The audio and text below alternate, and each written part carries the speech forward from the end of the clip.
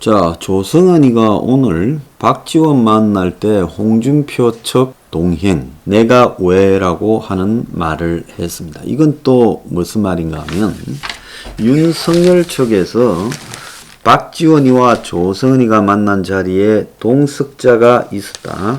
그래서 이 3자 개입설을 제기를 했습니다. 자, 그러니까 이 조성은이가 홍준표 측이라고 이야기를 했는데요. 자, 그래서 조성은이는 페이스북에 A라는 분 이름조차 들어본 적 없다. 무엇을 하는 분이냐? 홍준표 의원과 일을 하셨던 분이다. 라고 들었다. 기자에게 물어서 알았다. 나는 홍준표 의원을 본 적이 없고 박지원 대표는 홍준표 의원을 존중하지만 썩 가까운 신분이 아닌 것으로 아는데 홍 의원도 아니고 그분과 밀접하게 일했던 사람을 왜 함께 보겠느냐 이렇게 반문했습니다. 그간 많은 것들이 밝혀졌다며 주장을 하고 있습니다만은 지금 윤석열 측에서 한 명이 더 있었다. 그러면서 박과 조가 만나는 8월 11일 날 만남에 정보 분야에 밝은 정치권 A씨가 동행을 했다. 그래서 윤 캠프는 공수처에 박조 성명불상의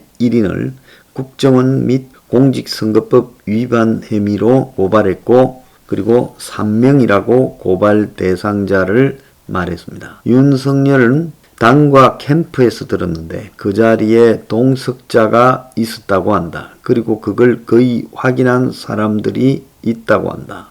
여러 가지 방법을 사용하면 동석자의 신원이 특정되지 않겠느냐. 자, 그래서 고발장에 동석자를 넣었다. 이렇게 지금 이야기가 나옵니다. 자, 그래서 이 기사가 지금 여러 군데 나오고 있는데 자, 38층 모모야마에서 만났어요. 한식집이 아니고 모모야마 일식집에서 만났는데 그런데 그 A씨가 홍준표 국민의힘 대선 경선 후보의 최측근이다. 저는 뭐 그 사람이 갔는지 안 갔는지에 대해서는 알 방법이 없습니다만은 그 사람이 대략 아마 전직 국정원 직원이라는 사람을 그 대상으로 해서 의문을 제기하는 것 아니겠느냐 그렇게 보고 있습니다. 자, 그래서 조성은이가 오늘도 풍선에 허풍만 불어넣으면 터진다. 공작 타령하면 위기가 가중될 것이다. 저를 비난하는 사람 중에 똑같은 짓을 지금 정부라서 여당에 전달된 사실로 드러나면 같은 말씀을 하실지 의문이다. 자, 웃기는 소리를 하고 있어요. 당시 수사정보정책관 신분 손준성 검사가 맞는지 그 사람이 누구와 작성했는지 전달 공모를 판가름해야 된다. 제가 어제 이야기해서 이 여자가 머리가 좋다면 지금이 숨을 타임이다. 그냥 숨어버려야 된다는 거예요. 그런데 지금 계속 떠드는 거 보니까 별로 머리가 좋지 않다. 그런데 조성은이가 박지원 독대하기 전에 이틀간 8월 9일에는 손준성 보냄이라는 추가 고발장 이미지 파일 8장을 다운로드했고 또 하루 전인 10일날에는 8월 10일날에는 손준성 보냄 최초 고발장 등 이미지 파일 100여 장을 다운로드하고 11일날 박지원을 만났다는 겁니다. 그러니까 하루 이틀 전에 손준성이라는 자동 생성 문구가 달린 이미지 파일을 갖다가 김문과의 휴대전화 텔레그램 대화방에서 몽땅 내려받았고 이 파일을 조성은이는 사주 의혹의 핵심 증거로 주장하고 있어요.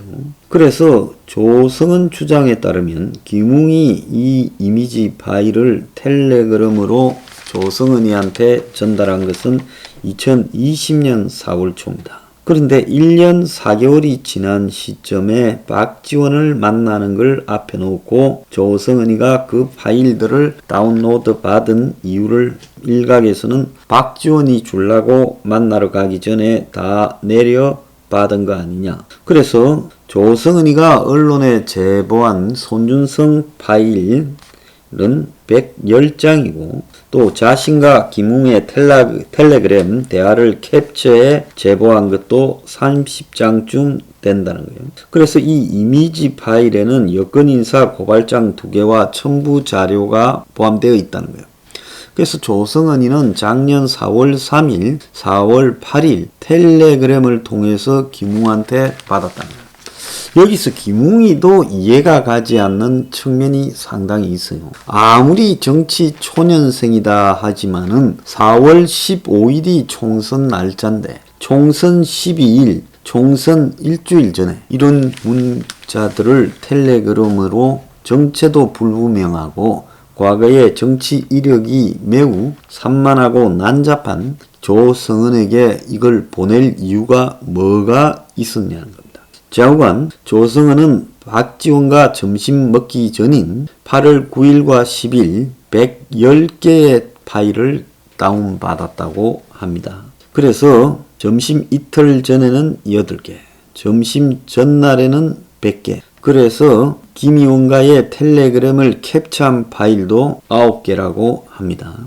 그래서 이런 것들을 다 캡처를 왜 박지원과 밥 먹기 전에 했느냐. 그래서 조성은이가 박지원에게 해당 파일을 보여주고 언론을 한 뒤 뉴스버스에 전달한 것 아니냐. 뉴스버스는 9월 2일 날 보도를 했죠. 그런데 조성은이는 SBS에 그저께 출연해서 9월 2일이라는 보도 날짜는 우리 박지원 원장님이나 제가 원했던 날짜가 아니거든요. 뉴스버스 이인동 기자가 윤석열 치자 결정했던 날짜고 그래서 제가 사고라고 표현했다고 말을 했습니다. 자, 그런데 한 명의 동석자가 이 자리에 있었다. 그리고 이 동석자가 조성은과 박지원의 식사 자리에 있었다. 지금 이게 제기되고 있는데 자, 그 동석자까지 있는 데서 이걸 전달했다. 자, 권선동 의원은 박 원장과 아주 가까운 전직 의원인데 조성은 씨가 고발 사주 관련 자료를 지난 9월 2일 보도 전에도 박 원장에게 사전에 보내줬다고 하는 것을 들었다. 이렇게 말했다고 합니다. 주변에요. 권선동 의원이 지금 윤석열 후보 측에 있는데 그 권선동이 전직 의원 중에 박 원장하고 가까운 사람한테서 조성은이가 박 원장한테 보냈다고 하는 것을 들었다고 말을 했다는 겁니다. 자, 동석자는 전직 의원이 아닙니다. 그래서 박 원장은 헛다리 짚은 거다. 수사해봐라. 둘밖에 없다. 고발 사주에 대한 이야기도 없었다. 동석자 운운하는 윤석열에 대해 인간적 배신감을 느낀다. 뭐 요렇게 말했어요. 둘이가 뭐 인간적으로 어지간한 거나 있는지 모르겠어요.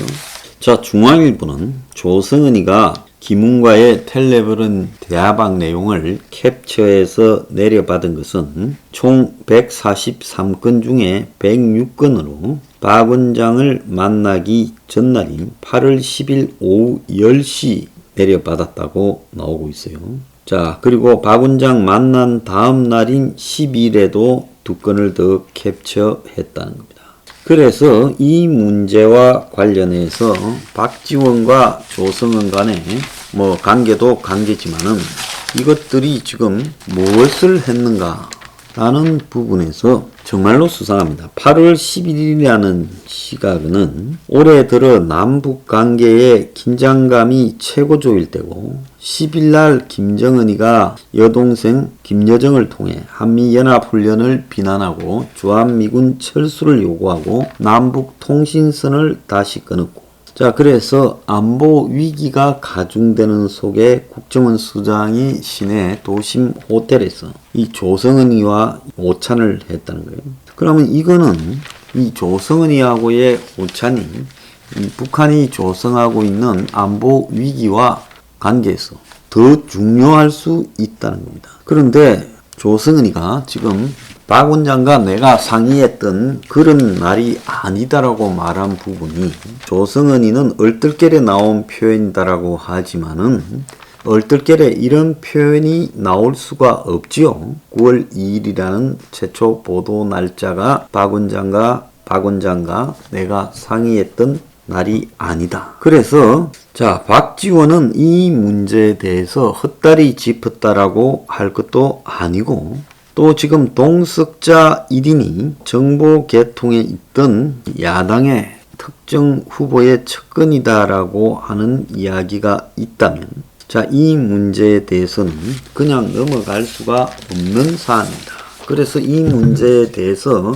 서로 간에 말로 공방전을 벌이기보다 동당의 이준석이는 여권의 간첩이 아니라면 조성은과 박지원의 제보 사주 의혹과 관련돼서 그 부분에 관한 모든 요소에 대해, 특히 조성은이가 회사가 엉망진창이고 사실상 형식적으로 회사를 운영하는데, 그럼에도 불구하고 마세라티 기블리 차를 몰고 다니고, 또 44평짜리 서울역 근처 남산의 고급 아파트에 살고 있다면, 자, 이 문제에 대해서는 그 출처인 돈에 대해서도 조사해야 된다. 그래서 이거는 박지원이가 계속 거짓말을 할 거기 때문에 국정조사, 청문회, 특검 등이 다 진행되어야 된다. 그리고 무는 일단 박지원이 이런 의혹을 불러일으켜서 세상을 시끄럽게 만들었고, 그럴 만한 정황에 대해서는 여러 가지로 말들이 나오고 있기 때문에 이 문제와 관련해서 일단 박지원을 잘라야 된다. 그리고 그 잘린 박지원을 청문회, 국정조사, 특검 등에 세워야 된다. 자, 이것이 핵심이라는 겁니다. 만약에 문이 청와대는 관련 없다고만 말하고 이 문제를 계속 끌고 가고 있다면, 이거는 문의 지시로 공작이 이루어졌다라고 봐야 된다는 거예요. 누가 보더라도 조성은이가 지금 세금도 내지 못하고 4대 보험도 체불이고 중소벤처기업진흥공단에서도 연체금이 수천만 원 밀려 있는데, 자, 이런 지금 생활을 하고 있다라는 거는, 이거는 그 출처가 어디인지에 대해서 검증을 해야 된다는 거예요.